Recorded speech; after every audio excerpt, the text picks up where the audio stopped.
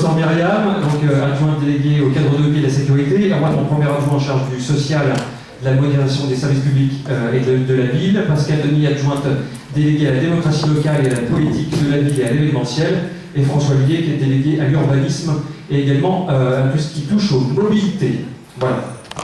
Donc Pascal nous a fait un petit peu le topo de cette soirée, on va essayer de la tenir, je vais être bavard pendant 1 heure, essayer d'être aussi synthétique sur l'ensemble des gros projets de la ville et aussi de vous éclairer tout à l'heure dans les échanges qu'on aura ensemble, parce que c'est l'objectif de vous entendre, de vous apporter des solutions à votre quotidien ou des problématiques que vous rencontrez dans vos quartiers.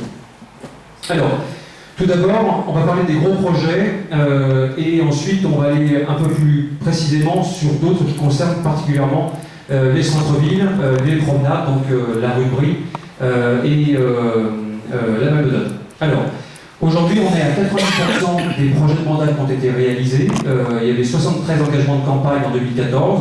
On les a pratiquement tous réalisés, à quelques exceptions près, liées à des investissements très lourds, notamment en enfouissement de réseaux. Et nous avons également développé depuis le début du mandat une centaine de nouveaux projets, en plus qui n'étaient pas prévus dans le projet de mandat. Alors ensuite, sur les finances, c'est important, parce que chacun évidemment se pose des questions aussi où vont les impôts locaux, évidemment, donc ils n'ont pas augmenté depuis le début 2014, depuis 2014. Les taux d'impôts locaux à Maurepas n'ont pas augmenté. Après, il y a une base fiscale sur laquelle reposent les taux. Elles ont augmenté, mais ça c'est revalorisé tous les ans par le Parlement, on n'a pas la main, mais en tout cas les taux d'impôts locaux n'ont pas augmenté. Ce qui nous a permis quand même d'investir énormément, puisque vous voyez, on a investi depuis le début du mandat 29 millions d'euros, ce qui n'est pas rien, et grâce à l'activité de vos élus, mais aussi des services de la ville, nous avons réussi à trouver pas loin de 13 millions d'euros de recettes extérieures, ce qui finalement le reste à charge pour les Maurepaisiens en termes d'investissement est de 16 millions, ce qui évidemment est une belle somme. Et en même temps, en parallèle, de ne pas avoir augmenté les impôts locaux, parce que vous savez, on le dit à chaque réunion de quartier, c'est la 4e ce soir, l'État évidemment s'est désengagé dans les dotations qu'elle nous donne tous les ans, et donc on a perdu pas loin de 2,4 millions d'euros en recettes de fonctionnement, c'est structurel, c'est tous les ans, et donc on a dû trouver des efforts financiers, on a dû faire des réductions dans l'ensemble des services municipaux pour garantir justement une qualité de service public, tout en maintenant les taux d'impôts locaux comme vous les avez connus en 2014. Alors on a fait à peu près 2,4 millions d'euros d'économies, ce qui n'est pas rien, et en même temps, on a réussi quand même cet exploit à baisser notre dette.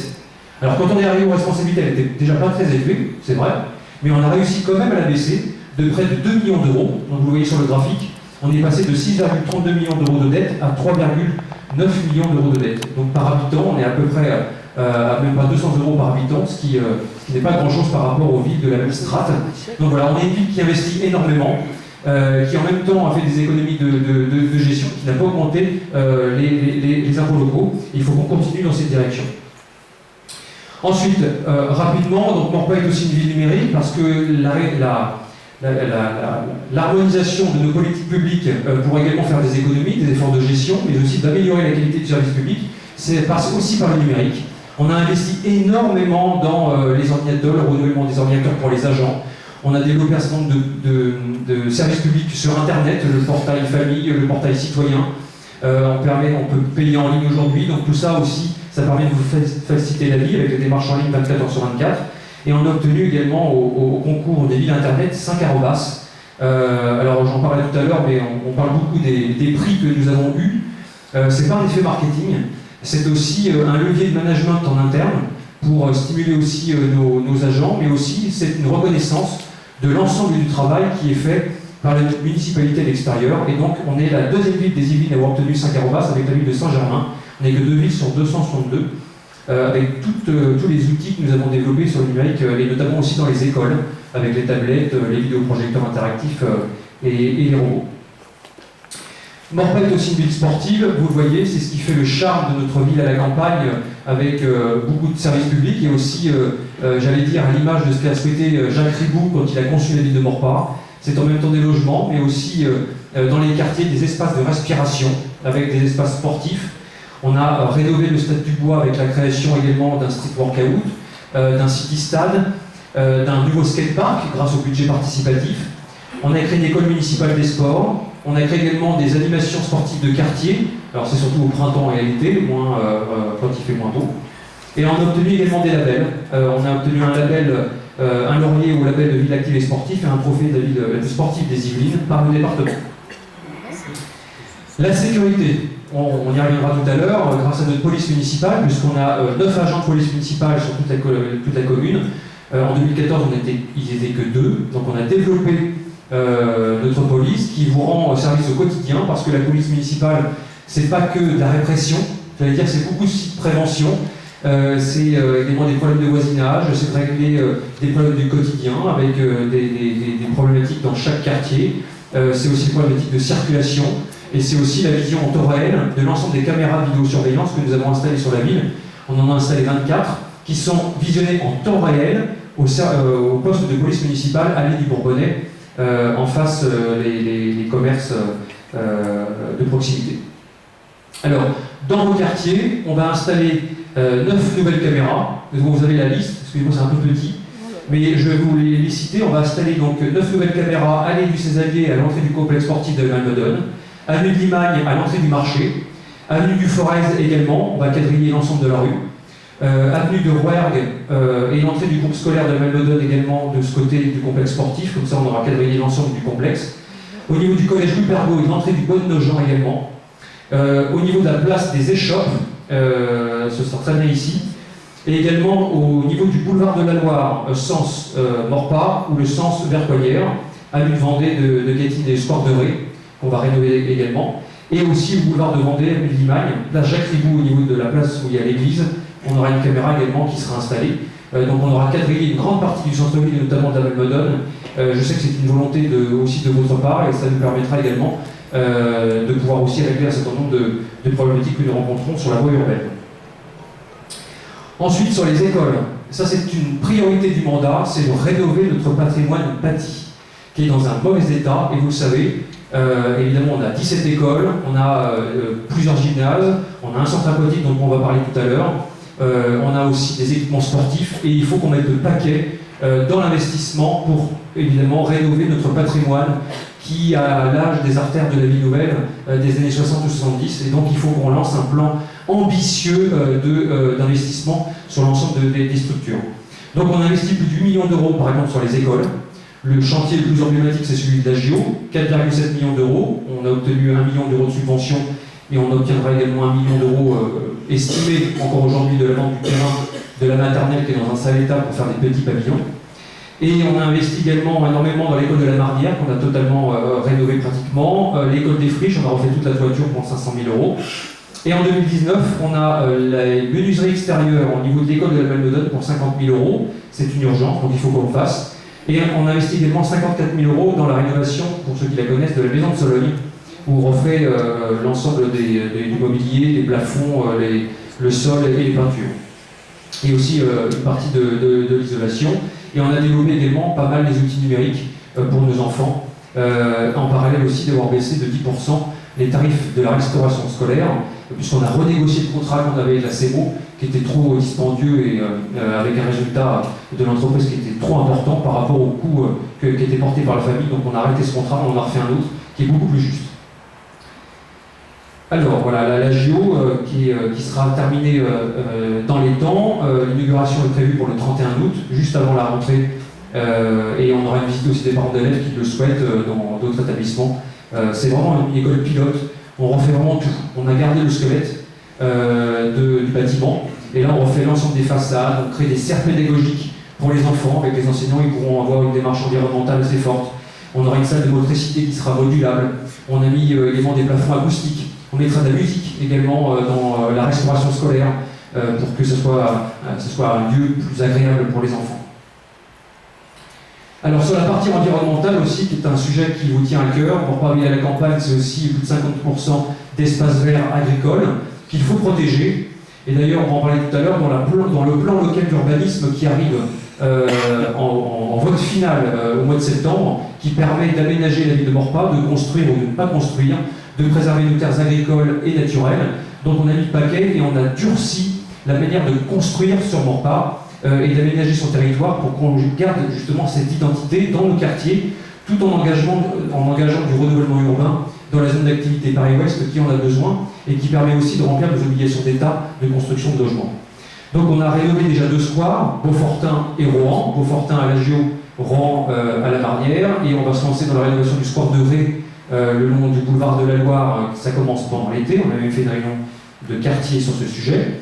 Depuis le début du mandat, on a planté pas loin de 320 arbres sur l'ensemble de la ville, donc ce qui est plutôt pas mal. Donc on est vraiment aussi dans une démarche de favoriser la biodiversité avec la création d'hôtels à insectes par les services municipaux, avec la création également de 19 nichoirs à Mésange pour lutter contre les chenilles processionnaires qui causent pas mal de problèmes dans nos parcs aujourd'hui, un peu partout d'ailleurs en ce moment. On a également rénové 40 000 m² de voirie, on va en parler tout de suite, et tout ça nous a permis également d'obtenir 2 fleurs au concours régional des villes et villages fleuris. On est passé de 0 fleur à 2 fleurs directement, ce qui était exceptionnel dans les Yvelines pour notre ville. Donc c'est la récompense du travail des agents municipaux, et je pense que vous appréciez également le cadre de vie qui est le nôtre. On a créé également la journée citoyenne, Ville propre. On a fédéré l'ensemble des associations qui militent depuis des années pour la protection de notre environnement et pour nettoyer la forêt. On les a toutes mobilisées en une seule journée et on a créé la journée citoyenne. Et on va continuer avec d'autres aspects de cette journée citoyenne, notamment pour les locaux municipaux par exemple. On a également, grâce à 50 ans en Yvelines, vous pouvez commander des composteurs en location. Vous allez sur le site de 51enyvelines.fr et vous pouvez louer des composteurs collectifs ou individuels pour vos pavillons. Et on a également développé, plus que ça ne l'était auparavant, le bio dans les cantines, les circuits courts et l'alimentation raisonnée pour les enfants. Voilà, la rénovation des squares, j'en parlais tout à l'heure, créer du lien social, avec notamment aussi une caméra square de Beaufortin qui va arriver à la Géo. Et square de Ré, on a évité également les éclairages pour éviter le squat de nuit et pour la tranquillité des riverains. Et on favorise également la biodiversité au travers de nouvelles essences de fleurs et de plantes qui seront installées. Le bassin d'Accorance aussi, rapidement, on a installé de nouveaux panneaux qui favorisent, qui instruisent sur la biodiversité, ce qu'on peut y trouver. C'est un poumon vert de notre territoire qui sera préservé, évidemment, dans le futur plan local d'urbanisme. Aujourd'hui, il est sous gestion 50 ans Yvelines depuis le 1er janvier 2016. Alors, les travaux de voirie dans vos quartiers, on vous a recensé un petit peu l'ensemble de ce qui a été fait depuis 2014. On a refait la chaussée square du Blaisois, de la Sarthe et la rocade de Camargue, le centre entre la rue du Parisis, square de la Sarthe également, la chaussée parking, square du Val-de-Loire, square du Blaisois, square de la Sarthe, réhabilitation de l'aire de jeu du Bois de Nogent également grâce au budget participatif, la chaussée avec du Bois de Nogent également et la passe de Cauterets. En 2019 est prévue la réfection totale de la rue du Châtillonnais, qui n'est pas loin. La centre également, square du Cantal, pour 29 000 €. L'aménagement du square de Ré, 300 000 € sans les subventions du département. Et aussi le gros chantier évidemment aussi du mandat, c'est l'aménagement du centre-ville, avec la première phase, l'allée de la Côte d'Or et ses balcons. On va en parler dans quelques instants. Donc le budget participatif 2009 aussi, je passe. Gros succès cette année. Pas mal de votes et de projets déposés par les Morpasiens, avec le premier retenu, c'est la sécurisation de la traversée piétonne au niveau de l'avenue de Normandie ici, côté du gymnase. C'est un axe qui est très passant pour beaucoup d'entre nous passent par cette voie-là au lieu d'aller vers le boulevard de la Loire, donc on a une circulation de transit, donc il faut qu'on sécurise aussi le passage piéton, qui est une voie d'intérêt communautaire gérée par l'AGLO, mais on y arrivera. La rénovation également de l'aire de jeu Liliane de la Mortière qui a été retenue, donc là il y a des projets qui vont être proposés aux habitants. Ça manquait sur ce secteur, c'est à la Marnière à côté des Télis. Également installation, et pourquoi pas, 3 stations de gonflage de vélos en libre service et gratuit, en centre-ville, notamment place Rébou, au stade du Bois et au stade du Bout des Clos. Donc chacun pourra venir aussi regonfler son vélo à ces endroits-là, et ça a été retenu à 115 voix. Et également la réfection du cheminement piétonnier entre les Louvries et les Bruyères, quand on va vers les Mousseaux ou Joire-Pontchartrain. Il y a toute la départementale qui a été refaite sur 2 km, et là on refait également tout le chemin sur cette allée-là qui en avait bien besoin. Sur la culture, donc là aussi on a mis le paquet parce qu'on a rénové la totalité de Albert Camus, si je ne me trompe pas Véronique, le conservatoire également, qui en avait bien besoin. Qui était source aussi de pas mal d'énergie. Donc aujourd'hui, ceux qui font de la musique nous font beaucoup plus de plaisir. On a même un conservatoire numérique On a développé également pas mal d'animations, Morpa en fait récemment, plus toutes les animations aussi que nous faisons pour les seniors, on en parlait. La fête des voisins, le feu d'artifice intercommunal à la coulée verte avec Elancourt. Alors c'est vrai qu'on est plus proche d'Elancourt ici que ne sont les habitants du village, mais je le répète à chaque réunion de quartier, pourquoi on a fait ce choix aussi de mobiliser nos énergies avec Elancourt sur la coulée verte, parce que quand on milite pour l'environnement et la biodiversité, ça se transforme en acte. Et aujourd'hui, quand on tirait un feu d'artifice au bassin courant, ça tuait toutes les nichées d'oiseaux et on les retrouvait morts le lendemain. Donc aujourd'hui, voilà, on ne peut pas avoir un double discours, donc c'est pour ça qu'on a déplacé le feu d'artifice et qu'on avait décidé avec Elancourt de le faire à la coulée verte, à la commanderie des Templiers. Voilà, c'est une fois par an, ça coûte 15 000 €. En plus, on mutualise nos forces avec Elancourt, ça nous coûte moins cher et ça permet quand même d'avoir un très beau feu d'artifice sur un site privilégié. On a développé également les boîtes à lire qui vont continuer, on va en installer d'autres. Ça marche plutôt bien, les gens ont pris le pli, donc on va en mettre davantage dans les quartiers. Alors, on est aussi une ville commerçante, et ça, je sais que c'est un fort enjeu qui est attendu par chacun d'entre vous. Vous savez, on a fait une enquête auprès de chacun d'entre vous, on vous a donné les résultats dans le bulletin municipal, et le commerce de proximité ressort en priorité. Et là, évidemment, le maire et les élus n'ont pas la main complètement, vous le savez. C'est un sujet qui est assez compliqué. Alors, quelque part, pour se rassurer, tous les centres-villes de France, de toute façon, connaissent des difficultés, vous savez, sur les commerces de proximité. On a une mutation des modes de consommation, les gens consomment sur Internet, les gens vont dans les zones commerciales, le temps de travail est complètement différent, mesdames, vous travaillez également beaucoup plus. Donc tout ça a fait qu'aujourd'hui, on a une déstructuration complète des modes de consommation par rapport à ce qu'on a connu dans les années 80 ou 90. Mais j'allais dire aussi une responsabilité des élus. Parce que pendant longtemps, les élus ont aussi développé des zones commerciales énormément pour toucher la taxe professionnelle. Et aujourd'hui, on a un peu le retour de bâton, c'est qu'on a des centres-villes qui se vident aussi parce qu'on est victime de ces zones commerciales qui s'amplifient et qui s'amplifient. Donc aujourd'hui, voilà, il y a un retour en arrière quelque part, on a une recentralisation des commerces de proximité et on est dans une inversion des tendances avec les circuits courts, avec consommer de proximité, consommer local pour éviter aussi la pollution carbone, etc. Donc c'est un processus lent, mais on est bien parti. Et aujourd'hui, donc, on rénove le centre-ville avec, vous l'avez vu, l'allée de la Côte d'Or, c'est terminé à peu près dans un mois. On aura toutes les rambardes qui vont être posées, on aura le nouvel éclairage, des bancs lumineux au niveau de l'allée des Côtes d'Or, une nouvelle rampe d'accès pour les personnes à mobilité réduite. On a mis un dallage également qui sera traité puisque tout va être nettoyé, on mettra une pellicule de protection contre toutes les tâches, etc. Le service propreté passera également plus souvent. Mais c'est vrai que le commerce de proximité aujourd'hui, c'est une problématique parce que la ville elle a un droit de préemption sur les murs, sur les fonds et sur les baux. C'est-à-dire que quand il y a une vente de l'un de ces trois items que je viens de vous citer, la ville peut acheter à la place du futur acquéreur. C'est ce qu'on a fait pour la boucherie. La boucherie était en liquidation judiciaire et comme on avait peur de voir encore arriver une agence immobilière ou une activité tertiaire, parce qu'on a un centre-ville qui est déjà trop tertiarisé, et nous avons acheté à 65 000 € la boucherie.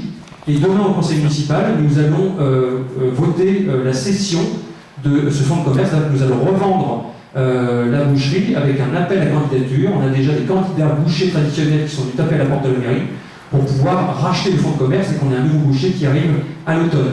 Voilà. Ça, on a pu le faire. Mais on a un autre exemple en ce moment. On a une nouvelle agence immobilière qui s'installe à côté de la Poste, et là, la ville n'a rien pu faire, parce que ce n'est pas une cession de bail. C'est voilà, le propriétaire qui a négocié une rupture de bail avec l'ancien locataire, et là, le maire n'a pas la main. Donc il y a un nouveau bail qui a été fait. Donc là, on est en train de regarder aussi juridiquement comment on peut faire aussi correctement les choses, d'autant plus qu'on est en révision de plan local d'urbanisme. Donc, c'est pas forcément simple, d'autant plus que aussi, les propriétaires ne jouent pas forcément le jeu parce qu'ils louent aussi à des personnes qui ont plus les moyens de payer leur loyer. Donc ça, c'est un vrai phénomène qu'on a dans tous les centres-villes. Et quelque part, pour se rassurer, même si on a un centre-ville trop tertiaire, c'est qu'on a un taux de vacances de 4%, alors que la moyenne nationale, c'est 11%. Donc ça, c'est une vraie force. Mais on manque de diversité. Et cette diversité, aujourd'hui, pose un problème d'attractivité de notre centre-ville. Et il faut qu'on arrive à le régler dans les années qui viennent. Alors, Morpa est une ville animée aussi, on en parlait. Morpa, en fait, plus de 4000 visiteurs il y a une semaine, un peu plus d'une semaine. une très belle fête aussi organisée par les animateurs, et avec les terrasses en musique, super manifestation, ça a super bien fonctionné. Avec les élus, on a tourné sur tous les groupes, plus de 21 groupes et 7 commerçants. C'est-à-dire que la ville a mis en lien des groupes musicaux avec les commerçants volontaires. Et donc ça a animé le centre-ville, les Coudray, ça a animé Paris-Ouest. Donc la ville était vraiment en fête, et c'est ça l'essence quelque part de la fête de la musique. Voilà, on préfère ces animations dans nos quartiers plutôt qu'une fête qui coûte 100 000 € et qui dure qu'à peine 4 heures, comme c'était le cas auparavant. Donc on retrouve cet esprit finalement qui avait été voulu par Jacques Lang dans les années 80. Et là, alors, l'aménagement du centre-ville, voilà, bon, j'en ai dit un mot, on retrouve, c'est dingue comment les travaux d'Alain Côte-d'Or font qu'on ouvre complètement le centre-ville. On a voulu vraiment retravailler cette visibilité de l'extérieur pour qu'on voit les commerces. Alors aujourd'hui, on voit surtout des balcons qui ont besoin d'un bon ravalement. Je vois un message du propriétaire peut-être dans la salle. Mais voilà, on va revoir l'éclairage, les essences d'arbres, de fleurs, etc. pour qu'on ait quelque chose de plus qualitatif. Ça soit beaucoup plus agréable de se promener dans notre centre-ville et aussi de donner la liberté à nos commerçants de s'installer avec leur terrasse pour que ce soit quelque chose de plus animé, voilà, un centre-ville qui respire. Et là, vous avez vu le coût, après on va parler de la du Sancerrois. Le coût net pour la ville est de 685 000 € sur un budget d'1,4 million grâce aussi aux subventions qu'on a obtenues de l'extérieur, ce qui n'est pas rien également.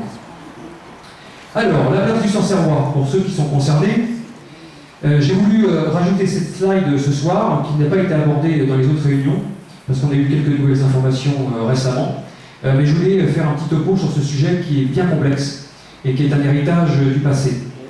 La dalle donc, du Sancerrois, qui est pas loin d'ici, qui, vous savez, comment dire, dessert pas mal de petits commerces de proximité, qui est pas loin de la Poste, et qui est dans un sale état.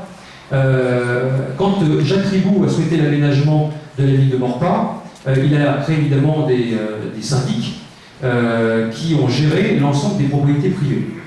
Et le syndic Cité Centre, qui a porté, j'allais dire, toute la construction du centre-ville de Maurepas, a été créé en 1969 et avait pour mission d'entretenir, de rénover, de réparer, de reconstruire la dalle et ses pieds également.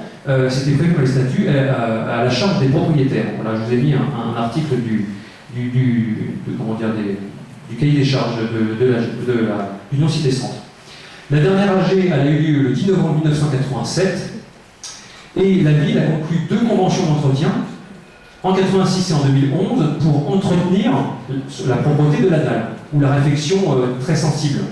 Et vous savez que depuis des années, différents aménagements ont été faits sur cette place du Sancerrois.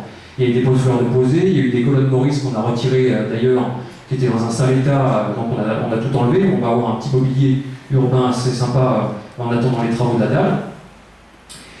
Et donc aujourd'hui, quand on est arrivé aux responsabilités avec mes collègues élus, le sujet, on ne le connaissait pas précisément dans son côté juridique. Et ce qui s'est passé, c'est que Géniez, l'un des syndics, est venu nous voir et il nous a dit voilà, on veut réveiller l'Union Cité Centre, qui était l'union syndicale donc, qui gérait donc, la place du Sancerrois. Et donc ils ont saisi le tribunal de grande instance de Versailles pour nommer un administrateur judiciaire pour, j'allais dire, réveiller l'Union Cité Centre, pour retrouver un président et un bureau exécutif pour justement régler cette problématique de qualité de la dalle et de ses parties en dessous. Donc aujourd'hui, on en est que le dossier a traîné depuis 2015. On avait même fait une réunion de quartier ici même avec les propriétaires sur ce sujet. Donc nous, évidemment, on est partie prenante et on est volontaire pour régler ce problème-là. Et d'ailleurs, il s'est dit un peu tout et n'importe quoi sur ce sujet. Donc c'est pour ça que je souhaitais en parler. Parce qu'aujourd'hui, l'agent Géniez a réveillé l'Union Cité Centre quelque part et a réveillé ce problème qui était inconnu de beaucoup. Quand beaucoup de propriétaires ont acheté, ne savaient pas qu'ils étaient partie prenante de l'Union Cité Centre. Je rappelle que l'Union Cité Centre chapeaute 30 syndics différents sur tout le centre-ville. Ça représente, je crois, pas loin de 2000 colotis. Voilà. Et aujourd'hui, on se retrouve avec une problématique structurelle de la dalle, avec tous les aménagements qui ont été faits. On a des problèmes d'infiltration en dessous, et on a des parkings souterrains. On en a à peu près 63 pour 55 propriétaires, et aujourd'hui, on en est que ça traînait, et donc la ville a décidé elle-même de financer une étude de faisabilité pour savoir combien ça allait coûter. Parce que là aussi, on avait des montants hallucinants, on ne savait pas trop, c'est 1,5 million, 2 millions. Donc on a une étude. Et donc je vous annonce ce soir que la réfection de la dalle, elle est chiffrée à 570 000 euros, hors taxe, que la ville prendra en charge. Mais ensuite, il y a la réfection des parkings. 480 000 euros. Et ça, évidemment, la ville ne les prendra pas en charge parce qu'on est sur des parties qui sont aussi privatives et qui ne servent pas l'intérêt général. La dalle elle-même la sert, mais pas le parking. Et une fois que les travaux seront faits, la ville s'engage évidemment à faire une division en volume, c'est-à-dire à récupérer la propriété de cette dalle pour scinder la compétence juridique entre les parkings souterrains qui doivent être gérés par les privés et la dalle elle-même qui doit être gérée par la puissance publique, puisqu'il y a une utilité publique, puisqu'il y a des lieux de passage. Donc aujourd'hui on en est là, on a rencontré l'administratrice judiciaire il y a quelques temps, donc il faut qu'on arrive à régler ce problème-là, avec une problématique qui est qu'aujourd'hui, puisque la dalle elle est normalement gérée par l'Union Cité Centre, voilà, et donc il y a un litige entre les appels de fonds, savoir s'ils doivent être uniquement sur les propriétaires des parkings en dessous ou par l'ensemble des colotis de l'Union Cité Centre. Donc aujourd'hui, voilà, il y a des discussions, j'espère qu'on aboutira à une solution. En tout cas, la ville est prête à financer une très grande partie. Vous avez vu, sur 1,1 million, on finance 570 000 euros. On va demander également des subventions, alors qu'à l'époque, seulement 30% avait été financé pour la place des échoppes. Et d'ailleurs, même à l'époque de la place des échoppes, il aurait dû y avoir un appel de fonds général à l'Union Cité Centre, ce qui n'a pas été fait. Donc voilà, bon. Aujourd'hui on en est là, c'est un sujet qui est complexe, vous l'avez vu juridiquement, qui n'est pas facile à régler, mais en tout cas la mairie fait preuve de bonne volonté pour engager et financer, mais il faut qu'on arrive à régler cette problématique des parkings souterrains avec les appels de fonds. On pourra en parler après si vous voulez. Ensuite, rapidement, un autre sujet sur Paris-Ouest, repenser les périphéries commerciales. On a eu de la chance, grâce aussi à 50 ans Yvelines, un projet que je porte, on a été sélectionné par l'État pour restructurer la totalité, une grande partie de la totalité de Paris-Ouest, du Forum du Gibet et des Portes de Chevreuse sur Coignères. L'objectif, c'est de repenser cette zone commerciale qui a mal vieilli, qui est un urbanisme qui est complètement daté. C'est anti-environnemental, on a un rond-point central qui est une hérésie pas possible en termes de déplacement et de stationnement. On a un fond de zone qui est vétuste, avec 11% de taux de vacances. On n'a aucune identité cohérente avec la ville de Coignères sur les commerces qui sont offerts. Donc voilà, tout ça rentre en compte et on a été sélectionné également parce qu'on y construit du logement. En écoquartier, on va en parler dans quelques instants. Aussi, sur la démocratie locale, on voit ce soir, les réunions de quartier, vous y tenez, comme l'opération en direct avec le maire et toutes les opérations que nous faisons sur les marchés, c'est-à-dire qu'on essaie d'être présent partout à votre disposition. Ça compte, les Français sont très attachés à la démocratie locale, et donc voilà, toutes les actions que nous mettons en place vont dans ce sens. Morpa est également une ville où on pense aux autres, et on a beaucoup de seniors à Morpa. C'est une force également pour notre territoire. On a 24% de population de seniors, et donc on pense à eux. Avec Erwan qui est également vice-président du CCAS, on développe énormément d'actions pour les seniors. On aide également les familles qui sont dans le besoin, qui ne sont pas forcément des seniors, mais en tout cas, on a augmenté le budget du CCAS de 440 000 euros à 520 000 euros par an. C'est plus de 20% d'augmentation du budget du CCAS, qui nous permet justement d'aider les personnes en difficulté.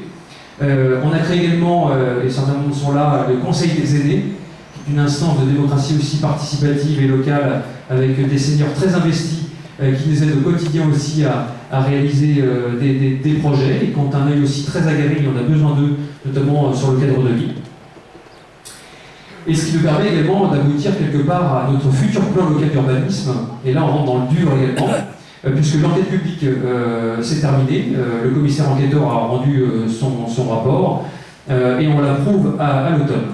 Et vous savez qu'en 2014, c'était un enjeu fort, le plan local d'urbanisme, c'était de préserver les quartiers existants, d'aller beaucoup plus loin dans l'innovation environnementale, dans les mobilités, dans la protection de terres agricoles et naturelles, dans le développement urbain, dans le développement des services publics également. Donc